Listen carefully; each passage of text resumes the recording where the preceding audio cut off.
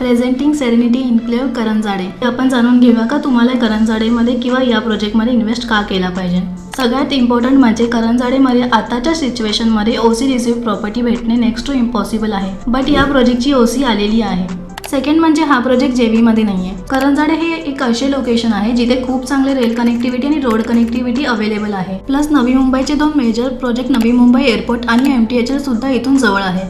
Karanjade residential purpose आणि investment पर्पजसाठी सुद्धा best location आहे. कारण करंजाडेमध्ये ऑलमोस्ट लँड कव्हर झालेले आहेत. सो न्यू कन्स्ट्रक्शनसाठी लँड्स अवेलेबल नाहीत. त्यामुळे येणाऱ्या 2-3 वर्षांमध्ये करंजाडेमध्ये रिसेल प्रॉपर्टीजचे रेंट्स वाढण्याचे 100% चान्सेस आहे. ज्या करंजाडेमध्ये 2-3 वर्षाआधी 1 BHKची एव्हरेज कॉस्ट होती 30 ते 32 लाख, तिथे आताच्या सिच्युएशनमध्ये 1 BHKची एव्हरेज प्राइस आहे 38 to 40 लाख. सो हाच बेस्ट टाइम आहे या प्रोजेक्टमध्ये इन्व्हेस्ट करण्यासाठी. व्हिडिओ जर आवडला असेल तर व्हिडिओला लाईक करा आणि चॅनलला सबस्क्राईब करायला विसरू नका.